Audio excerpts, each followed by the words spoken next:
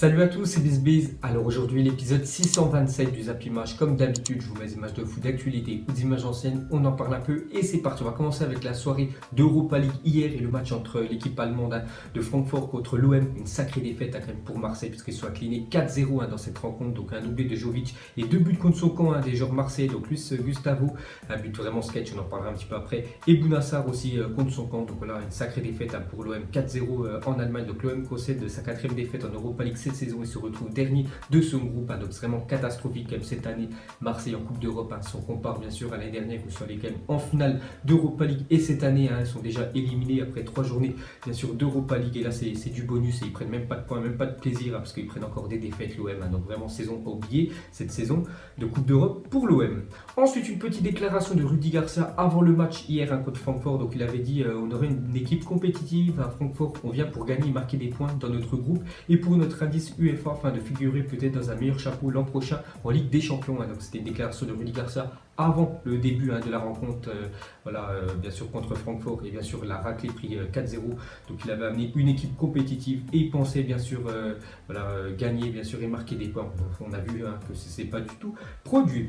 Ensuite on continue avec l'OM, a subi hier face à Francfort sa deuxième plus lourde défaite en Europa League dans son histoire après celle face à Cologne où ils avaient perdu quand même 6-0, c'était le 6 novembre 1973, donc c'est pour vous dire qu'ils prennent trop de buts bien sûr Marseille pour gagner des matchs. Ensuite une petite déclaration de Luis Gustavo comme capitaine hier et qui a marqué vraiment un but gag, je crois que c'était à la 15e minute de jeu, il y avait déjà un 0 pour bien sûr Francfort qui a marqué au bout de 50 secondes quand même, donc en 15 minutes de jeu Luis Gustavo a tout simplement fait une passe en direction de son gardien, mais voilà, il pensait que Pelé était dans les buts et il était un petit peu excentré, donc là le ballon a roulé tout tranquillement on peut dire dans les cages bien sûr marseillaises. Donc il a dit mon but contre son camp, je contrôle le ballon, j'essaye de le donner à Pelé mais c'est ma faute, c'est moi qui avais le ballon, il était dans mes pieds, je peux mieux faire, j'assume. Donc voilà ce qu'a dit Luis Gustavo. Voilà, on n'a rien à dire, c'est tout simplement une erreur professionnelle. Ensuite, regardez les notes des joueurs de l'Olympique de Marseille hier, donc c'est des notes du journal L'Équipe. Donc on peut voir le joueur qui a eu la meilleure note, c'est Radojnik, le joueur serbe qui a eu 4 quand même sur 10, c'est quand même catastrophique, il n'a même pas eu bien sûr la moyenne. Bon après, quand ton équipe perd 4-0, c'est normal qu'aucun joueur bien sûr ait la moyenne. On peut voir Gustavo, seulement 2, Pelé le gardien, la même chose, 2, Maxime Lopez 3, donc vraiment un match oublié pour les joueurs marseillais. Ensuite les gars, une petite photo que j'ai trouvée sur Twitter.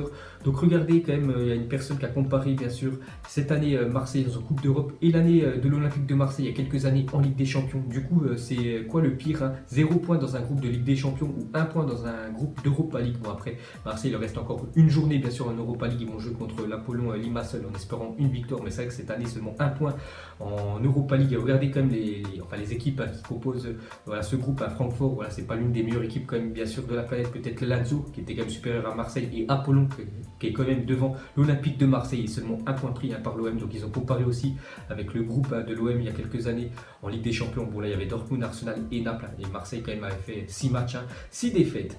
Et pour finir avec l'OM cette saison, toute compétition confondue, pour vraiment vous montrer les difficultés marseillaises cette année. Donc en tout c'est 19 matchs, donc 8 victoires, 2 matchs nuls, 9 défaites, donc déjà il y a eu plus de défaites que de victoires cette année pour l'OM. 35 buts encaissés, 32 buts marqués, donc ils ont aussi fait plus de matchs en prenant des buts qu'en marquant, parce que 35 buts encaissés, voilà, c'est la défense qui va pas du tout. Bon, il y a aussi l'attaque, parce qu'hier ils se marquaient aucun but.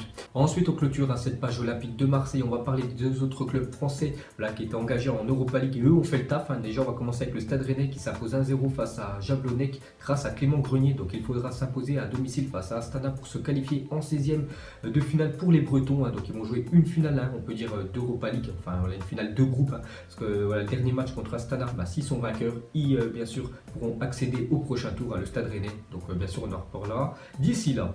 Et pour finir avec l'Europa League et les clubs français, on va terminer avec les Girondins de Bordeaux qui s'imposent 2-0 face au Slavia Prague et maintenant a encore des chances de qualification quand même pour les 16e de finale. Pourtant je crois qu'ils avaient perdu leurs 2 premiers matchs à Bordeaux, donc il faudra s'imposer à Copenhague pour les Girondins et une défaite du Slavia face au Zénith, ils seraient qualifiés. Donc bon, ça serait quand même un miracle bien sûr s'ils arrivent à se qualifier, mais c'est toujours mathématiquement possible.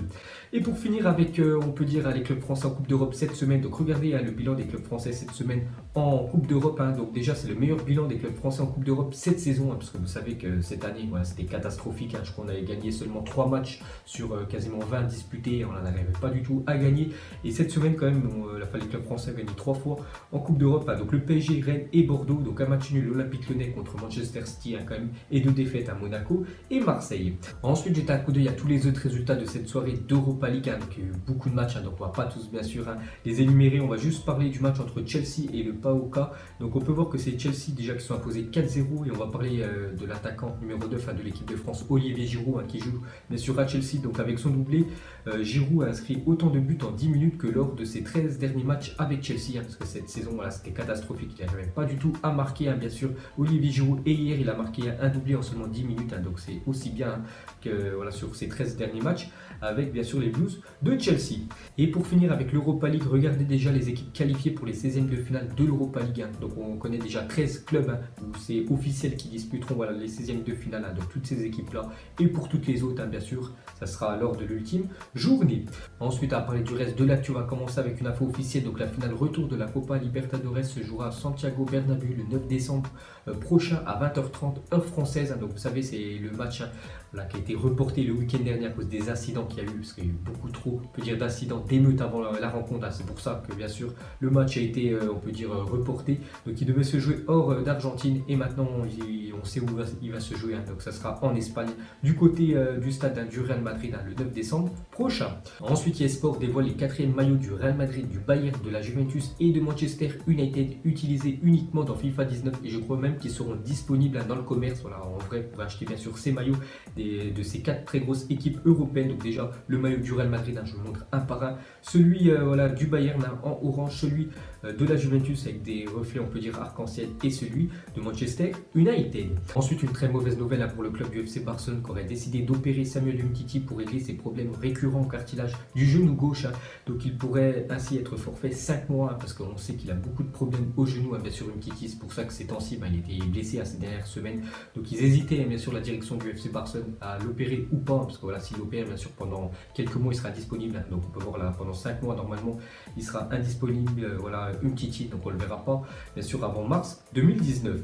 Ensuite, Eric Maxime Choupo-Moting a été cambriolé pendant le match entre PSG et Liverpool. Les voleurs sont repartis avec 600 000 € de bijoux et de sacs à main. Donc on sait que maintenant c'est un nouveau joueur bien sûr du PSG, Choupo-Moting, qui était au Parc des Princes avec toute sa famille. Donc il n'y avait personne dans sa maison.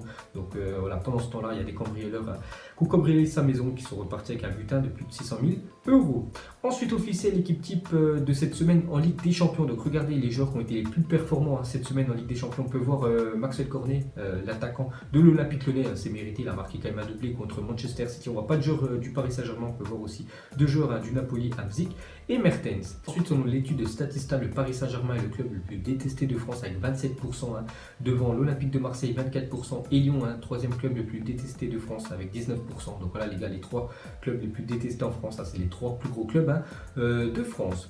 Ensuite, une déclaration de Kagawa, le japonais, voilà, du Borussia Dortmund. Il a dit: j'ai pensé aller en Espagne pour les dernières années de ma carrière. Je ne peux pas mettre fin à ma carrière sans avoir jamais joué en Espagne. Je veux vraiment y aller. Donc voilà les envies de Kagawa, l'actuel milieu, on peut dire, offensif du Borussia Dortmund. C'est terminé sa carrière dans le championnat espagnol. Ensuite, grâce à ses 100 victoires en Ligue des Champions, Ronaldo a remporté plus de matchs que 136 équipes sur les 140 équipes qui ont déjà disputé la compétition. C'est quand même une stat quand même incroyable. Donc seul le Real Madrid 155, le Barça 141, le Bayern Munich 132 et Manchester United 117 ont gagné plus de matchs que CR7 en Champions League. Donc voilà, une stat quand même incroyable sur Cristiano Ronaldo et sa compétition favorite, la Ligue des Champions. Ensuite, des nouvelles de Neymar. Donc selon RMC, Neymar aurait fait savoir à ses dirigeants qu'il se sentait très bien à Paris et qu'il était plus à l'aise que l'année dernière. Donc voilà les gars, des infos sur Neymar qui aurait dit à ses dirigeants qui se sentaient très bien à Paris et pourquoi pas encore rester une saison de plus au PSG. Donc tout dépend aussi bien sûr du parcours du Paris Saint-Germain cette saison en Ligue des Champions, parce que si ça s'arrête dès les phases de poule, je pense quand même qu'il pourrait partir l'été prochain. Ensuite, à parler de l'équipe de Tottenham qui est en train de faire un comeback énorme quand même en Ligue des Champions. Donc la première journée défaite pour eux, deuxième journée défaite, troisième journée match nul. Donc voilà, lors des 3 premières journées, ils ont pris seulement 1 point. sur 9 possibles, donc ils étaient quasiment, on peut dire, éliminés. Et depuis, ils ont fait 2 victoires. Donc maintenant, tout va se jouer pour Tottenham au même niveau que l'Inter Milan à 7 points lors de la dernière journée. Bon, c'est compliqué pour Tottenham parce qu'il se déplace au FC Barcelone. Ensuite, depuis le dernier but inscrit par Romelu Lukaku à Old Trafford, donc Romelu Lukaku, c'est quand même l'attaquant numéro 9 quand même de Manchester United qui a toujours pas marqué quand même cette saison à domicile. Il arrive à marquer quelques buts à l'extérieur, mais à domicile, il n'arrive pas. Toute compétition confondue. Donc depuis, Manchester déjà a versé plus de 13 millions d'euros de salaire à Alexis Sanchez. Manchester City, entre-temps, a déjà marqué plus de 83 buts. Lewis Hamilton a remporté 11 Grands Prix et le Real Madrid a connu 3 entraîneurs différents. Voilà, pour vous montrer vraiment, on peut dire, la passe vraiment compliquée de Lukaku cette saison à Old Trafford. Ensuite, il y a 119 ans, jour pour jour, Juan Comber fondait le FC Barcelone. Donc joyeux anniversaire au FC Barcelone qui fête aujourd'hui ses 119 ans d'existence. Donc depuis, voilà, 119 ans, regardez quand même le palmarès du Barça. Donc en Espagne, c'est 25 Ligas remportées, 30 Coupes d'Espagne, 13 Super Coupes d'Espagne, 2 Coupes de la Ligue et 3 Copa Eva Diarte. Je sais pas du tout c'est quoi comme compète. Et en Europe, c'est 5 Ligues des Champions, autant quand même que CR7. Donc après CR7, c'est juste un joueur. Bien sûr, le Barça en a gagné 5, ça c'est un club bien sûr. Donc 3 Coupes du Monde des clubs et 5 Super Coupes UEFA. Donc voilà, le palmarès quand même impressionnant du FC Barcelone. Ensuite, à parler de Pascal Ferré, le rédacteur en chef à France Football a appelé le vainqueur du Ballon d'Or 2018 pour le prévenir. Donc déjà, le Ballon d'Or officiellement sera décerné lundi 3 décembre, je crois à 19 ou 20 h. Donc on peut voir que le rédacteur en chef de France Football a appelé cette semaine le Ballon d'Or pour le prévenir qu'il allait remporter ce trophée. Et pour finir ce zappimage, donc une question sur la Ligue des Champions. Donc pour vous, qui sera élu joueur de la semaine en Champions League cette semaine? Donc on peut voir Cornet, Mertens, Lionel Messi et Arjen Robben. Donc vous mettrez pour vous le nom du joueur en commentaire. Donc voilà les gars, la fin de zappimage 627. Donc si ça vous a plu, un petit like et je vous ferai l'épisode 628 demain. Donc moi je vous laisse et je vous dis à la prochaine comme d'habitude. Ciao à tous. Donc on l'a maquillé avec des mensonges. Et que son âme est moche, plus qu'à la maquiller avec des mensonges. Je sais pas ce qui se passe dans ma tête. Parfois, je voudrais sauver la terre. Parfois, je voudrais la voir brûler. Ça va pas trop, je roule en terre. Trop de haine pour 9 mètres carrés. Tristesse, faut pas.